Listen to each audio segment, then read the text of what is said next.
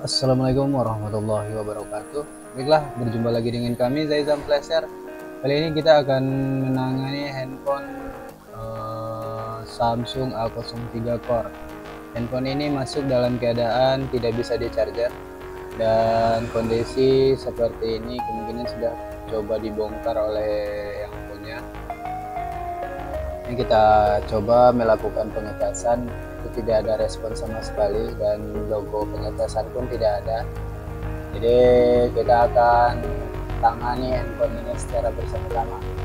Nah, ini teman-teman perhatikan Samsung seri ini masih ada. Kita akan perbaiki hingga handphone ini pengecasannya normal. Dan yang pertama itu kita bongkar terlebih dahulu penutup belakangnya. Untuk penutup belakang seri handphone ini itu tidak berlem ya teman-teman, jadi penutup belakangnya kita gunakan relief untuk pelepasannya. Untuk seri Samsung itu biasanya akan keras untuk pelepasan penutup belakangnya, jadi kita butuh bantuan seperti relief ini untuk melepaskan. Nanti ketika sudah ada celah dia akan mudah lagi ya teman-teman. Oke, sebelum lanjut ke topik permasalahan, teman-teman bantu like dan subscribe channel ini, mudah-mudahan menangani dan mengatasi juga dengan kasus-kasus yang sama. Dan pastikan step dan triknya teman-teman perhatikan, tonton dari awal hingga akhir. Dan untuk pelepasan casing Samsung yang biasanya untuk seri Samsung lah, untuk seri Samsung itu akan keras ya teman-teman, jadi kita butuh teliti dan hati-hati sampai lepasan penutup belakangnya. Kartu SIM cardnya jangan lupa teman-teman lepas dan pastikan ditempatkan di tempat yang aman agar tidak hilang dan tercecer, sehingga nanti kita akan susah untuk mencari part yang dari perlengkapan handphone yang dari usernya. Oke Mbak, ini skrup kita lepaskan terlebih dahulu. Semua skrup kita lepaskan dan setelah skrup terlepas kita lepaskan juga penutup belakangnya. Teman-teman perhatikan di sini, handphone ini sudah pernah digarap sebelumnya. Ini ada solatip double tip yang besar itu, untuk ini tujuannya kemungkinan untuk menutupi lah. Jadi kemungkinan handphone ini logo petir dan dia tidak masuk pengecasan, bisa jadi juga perlu alat bantu double tip seperti ini. Dan sesuai dengan perkataan yang punya, handphone ini awalnya masuk tidak hanya logo petir dan dia tidak mau nambah dayanya. Kita gunakan multitester dan kita ukur jalur fibusnya, dan kita akan tracking jalur fibusnya mulai dari fleksibel yang ini ya teman-teman. Teman-teman perhatikan di bagian multitester, untuk multitester teman-teman setting ke mode default, dan ukur jalur positif dan negatifnya. Lihat nilai berapa nilai yang konsumsi arus yang dikeluarkan, dan di sini tidak ada konsumsi arus sama sekali. Kita harus bongkar ke penutup bawah bagian subbornya ini. Kita lepaskan penutup dari papan charger serta kita lepaskan semua skrup.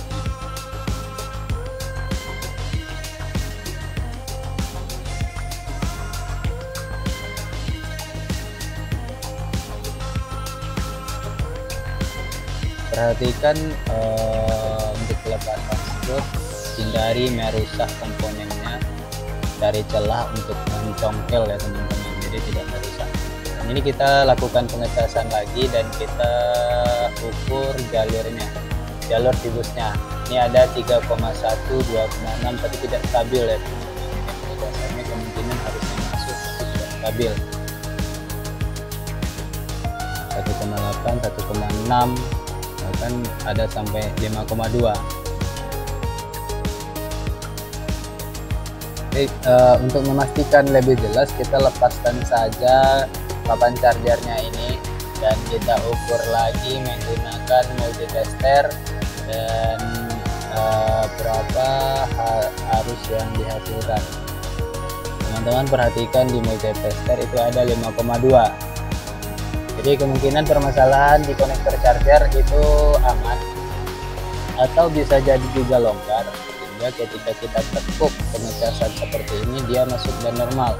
Dan kita lakukan lagi pengukuran lagi di bagian fleksibelnya. Bagian fleksibel ini kita ukur dan kita tracking. Teman-teman perhatikan ini ada 5,2. Oke, kita pasang dan kita ukur ke jalur fibusnya. Dan di sini jalur fibus tidak ada nilai dan hanya 0, sekian volt. Dia tidak mencukupi untuk pengecasan. Coba kita ukur di bagian fleksibel. Dia juga tidak ada nilai di sini ya teman-teman. Oke, kemungkinan ini konektor chargernya longgar atau konektor chargernya karena dipaksa sama shifter sebelumnya menyebabkan konektor chargernya longgar sehingga dia putus-putus nyambung koneksinya. Karena daya baterainya kosong sehingga tidak muncul daya pengecasannya ketika kita lakukan pengecasan. Tapi kalau seandainya tadi kita goyangkan konektor chargernya, kita goyang USB-nya, kemungkinan bisa jadi arusnya masuk ya teman-teman. Jadi untuk mengatasi permasalahan ini, kita akan gantikan konektor charger ini dengan konektor yang baru, dan nanti barulah kita tracking jalur fibusnya lagi ya teman-teman. Kemungkinan jalur fibus itu bermasalah karena di awal permasalahan sebelum kita bongkar saja itu sudah ada double tip. Kemungkinan double tip itu antisipasi karena jalur fibus dari fleksibel itu tidak masuk ke papan charger sehingga butuh double tip yang tebal itu untuk menutupi dan dikasih skrup sehingga dia pengecasannya masuk. Oke, sini kami akan lakukan pergantian konektor charger sesuai dengan apa yang kami katakan kepada user sebelumnya. Jika pengen handphone ini normal, yaitu solusinya ganti konektor charger dan jalur fibusnya diperbaiki.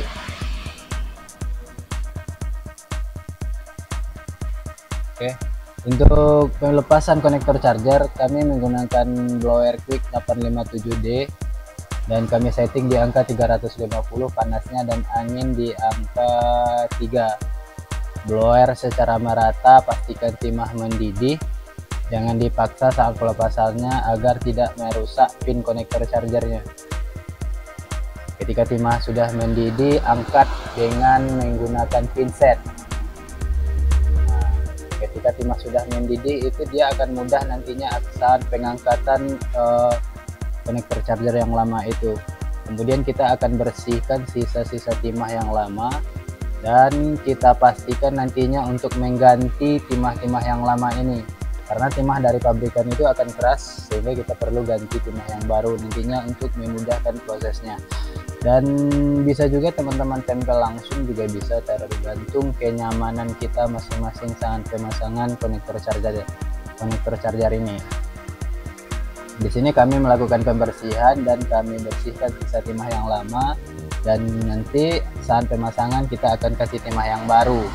Kami angkat timah yang lama ini menggunakan wicks pembersih timah dan pastikan dia benar-benar bersih terlebih dahulu. Saat penarikan timah yang lama di bagian pin konektor charger itu pastikan tidak merusak pinnya dan pastikan pin antara samping ke samping itu tidak menyatu. Ini teman-teman perhatikan di sini, ini timahnya sudah kami angkat dan akan kami bersihkan. Jadi hindari pin konektor yang 5 di bagian penghubung ke papan chargernya itu menyatu ya teman-teman, agar nanti kita tidak susah untuk memisahkan. Ini sudah seperti ini, kita akan kebetulan kami punya stok untuk konektor chargernya sehingga nanti kita lebih memudahkan dan konektor chargernya cocok sesuai tipe yang kami pesan ya teman-teman. Ini memudahkan kerja kita ketika kita memasang dengan konektor yang sama dengan sesuai yang tipe, itu proses pemasangannya tidak akan susah dan kita tidak perlu mempresisikan posisi dan dia sudah pas posisinya. Untuk pemasangan ini teman-teman bisa gunakan timah cair dan bisa juga digunakan timah gulung seperti yang kami gunakan ini. Dan kami di sini untuk pemasangan pin kaki yang 4 samping ke samping itu kami menggunakan timah gulung. Karena timah gulung itu kekuatannya menurut pendapat kami sih, tergantung pendapat kita masing-masing kan. Tidak menutup kemungkinan juga menggunakan timah cair juga bisa ya teman-teman. Nah, intinya tergantung nyaman dan bagaimana baiknya menurut kita. Intinya dia tidak mudah lepas lah ketika dipakai user. Ini sudah kakinya sudah kami pasang, tinggal memasang pin konektor chargernya. Untuk pemasangan pin konektor charger kami gunakan timah cair agar timah ini melekat dan menyatu antara pin konektor charger dan papan chargernya, dan pastikan dia benar-benar terlumuri oleh timah. Dan kaki samping ke sampingnya tidak ada yang nyatu ya teman-teman. Hindari kaki yang nyatu karena takut itu akan menyebabkan shock. Jadi kita perlu mensolder dan memastikan dia tidak menyatu antara kaki samping ke sampingnya, dan kaki itu benar-benar terbenam oleh timah ya teman-teman. Ini teman-teman perhatikan posisinya, dia sudah menyatu dan menempel dengan papan charger, dan nanti tidak bermasalah lagi pengecasannya. Oke, untuk di bagian pin yang di bagian belakang ini kami tambahkan sedikit timah. Teman-teman bisa tambah atau tidak, itu tergantung kita masing-masing. Kami biasanya selalu menambah ke bagian belakangnya ini agar ada kekuatan dan pijakannya. Oke, ini kami rasa sudah cukup untuk pemasangan konektor chargernya. Tinggal kita bersih dan kita rapikan, serta kita akan lakukan pengukuran. Kita ukur lagi menggunakan multitester apakah ada kendala lagi pengecasannya, dan kita lihat arus yang dihasilkan apakah sudah stabil atau belum. Jika masih tidak stabil, itu kemungkinan kita harus tracking lagi jalur dari papan charger ini. Kemungkinan ada masalah di bagian jalur papan charger menuju ke soket. Oke, colok lagi konektor charger dan kita ukur lagi menggunakan multitester. Setting seperti tadi, ke mode default, dan kita ukur berapa nilai yang dikeluarkan. Di sini kita perhatikan 5,2, dan ini sudah stabil ya teman-teman. Dia tidak turun lagi dan tidak drop, dan dia sudah posisinya menetap. Jika sudah menetap seperti ini posisinya, ini permasalahan di konektor chargernya sudah teratasi. Tinggal nanti kita tracking jalur fibus. Kemungkinan jalur fibus ini masih ada masalah ya teman-teman. Ini kita rapikan dan kita pasang lagi soket fleksibel LCD-nya yang menuju pengecasan, dan kita rapikan posisi, kita pasang pelindung dari papan chargernya ini.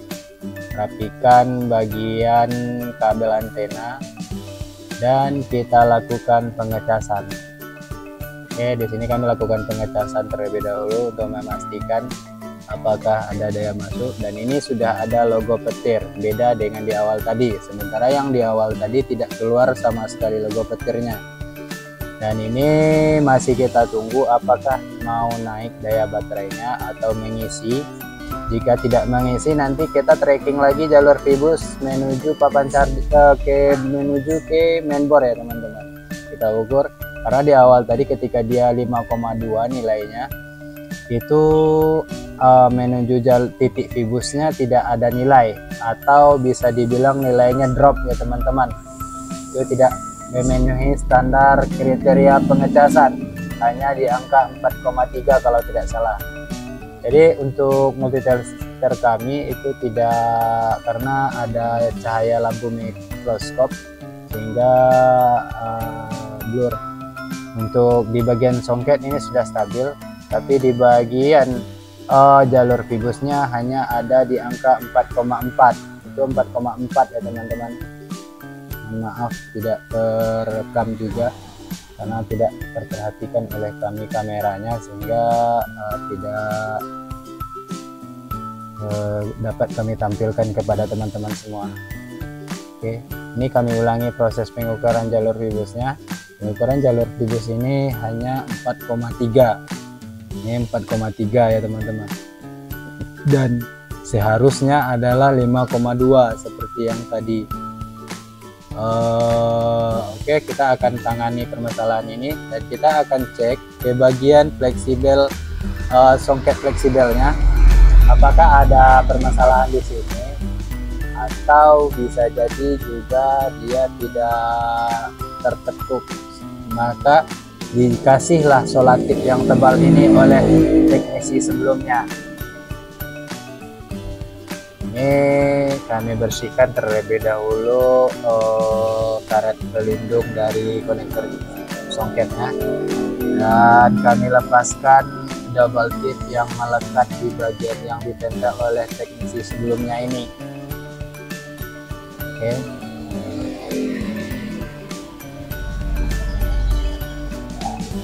Ini teman-teman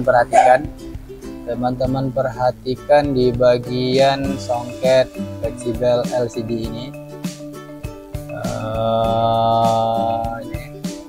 Itu ada yang terbakar ya teman-teman, jalurnya terbakar sehingga pin dari konektor fleksibel ini tidak menyatu dengan songketnya. Nah, inilah salah satu penyebab ketika kita mengatasi permasalahan seperti ini, kita kasih double tip sehingga dia short ya teman-teman, sehingga menyebabkan terbakar satu jalur. Ini satu jalur putus. Setelah kami perhatikan di sini, jalur yang putus ini adalah jalur yang ground, sehingga kita tidak masalah, tidak kita ganti ya teman-teman, dan itu tidak mengurangi perannya. Dan kami bersihkan saja dan nanti akan kami pasangkan, dan nanti kita kasih solusi, kita kasih kawat jumper untuk jalur fibusnya, karena di sini terbakar sehingga fleksibelnya tidak menyatu dengan songket yang ini ya teman-teman. Sebenarnya bisa kita ganti untuk songketnya ini, tapi karena kami cek juga stoknya tidak ada dan pinnya tidak ada yang sama banyak, sehingga kami lakukan alternatifnya saja. Dan bagian yang terbakar tadi itu tidak mengurangi nilainya karena dia ground. Oke, dan kita akan kasih jalur fibus. Kita hubungkan jalur fibus ke titik fibus yang tadi ya teman-teman. Di sini kami manfaatkan ke bagian fleksibelnya ini, dan nanti di bagian jalur fibus, di bagian yang satu itu ada tulisan satu itu kita crack. Yang 40 ini jalur positifnya teman-teman. Ini jalur fibusnya. Ini kita crack dan nanti kita kasih kawat jumper. Oke, kita cek.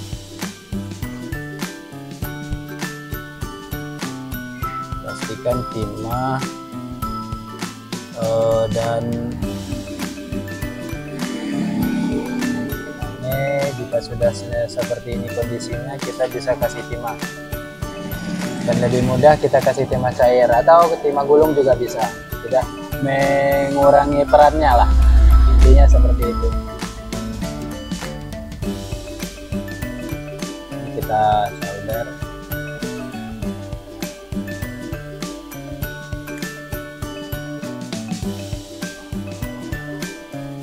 Dan kasih kawat jumper. Kita pasangkan kawat jumper ke sini. Jika setelah seperti ini, ada baiknya kita lindungi menggunakan lem UV ya teman-teman, agar karena yang kita kasih timah ini adalah jalur positifnya, menghindari dia short, maka kita kasih lem UV. Dan alternatif lainnya, teman-teman bisa jumper dari papan charger menuju ke jalur tibus ke atas seperti ini. Dan di sini kami tidak menjumper dari bawah, hanya menjumper dan mengcrack bagian fleksibel di bagian jalur tibusnya. Karena dia tidak ada kendala di bagian bawah ya teman-teman, kendalanya ada hanya di bagian songket tidak menempel karena terbakar. Oke. Setelah seperti ini, kita potong kawat jumpernya, sesuaikan posisinya. Dan untuk jalur tibus itu titik sebelah fleksibelnya ini ya teman-teman. Nah, di bagian yang kami tunjuk ini, disitulah jalur tibusnya, dan kita akan solder kawat jumper itu menuju ke situ. Oke. Nah, di sini kita angkat terlebih dahulu.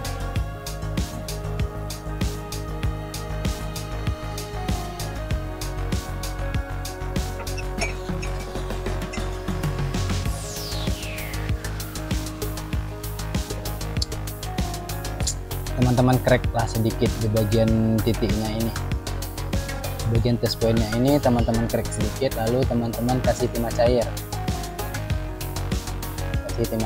lalu solder, pastikan dia melumuri titiknya,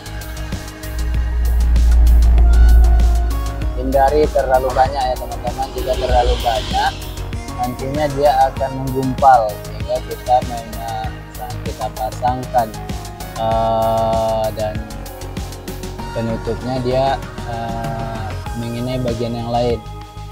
Pastikan sedikit kita lebihkan untuk menghindari dia putus saat pelepasannya. Ini sudah menyatu ke jalur tubas, tinggal kita potong dan kita rapikan posisinya serta kita pasang. Seharusnya dia sudah normal ketika kita lakukan penjamperan jalur tubus seperti ini. Dan ada baiknya di sini kita kasih lagi lem UV karena ada beberapa titik dan itu bisa merupakan ground, bisa merupakan jalur yang lain. Demi menghindari hal tersebut, kita lumuri kawat jumpernya menggunakan lem UV dan kita keringkan. Setelah kering barulah kita pasang dan kita lakukan pengujian.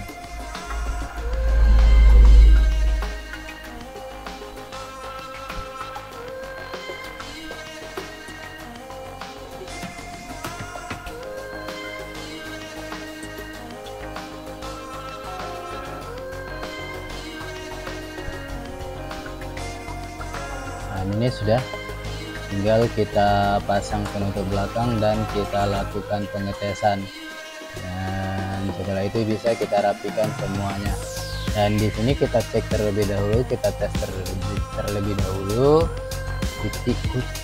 tunggu hingga dayanya menambah atau dayanya mengisi. Jika mengisi itu sudah normal ya teman-teman. Nah, alhamdulillah ini sudah ada 0%, dayanya sudah mengisi dan ini sudah normal. Dan kami lihat di Smart USB itu sudah ada nilainya 1,6. Sementara tadi itu tidak ada nilainya 1,6, hanya 0, sekian. Dan itu tidak akan menaikkan arusnya. Oke, kami rasa cukup sampai di sini dan membantu juga buat teman-teman semua. Jangan lupa di like dan di subscribe channel ini. Tinggalkan komentar yang bersifat mendukung. Di sini kami tidak bermaksud untuk menggurui, hanya berbagi ilmu dan berbagi trik. Mudah-mudahan ilmu yang sedikit ini menjadi bekal akhirat buat kami. Oke, jangan lupa teman-teman kunjungi beranda kami, mampir, dan yang intinya itu di subscribe ya teman-teman. Dan semua handphone kita rapikan dan kita pasang lagi, kembalikan ke posisinya, dan handphone sudah jadi neta. Oke, saya rasa cukup sampai di sini dulu. Semoga bermanfaat untuk kita semua. Dan kami sudahi dengan wabillahi taufiq wal hidayah. Wassalamualaikum warahmatullahi wabarakatuh.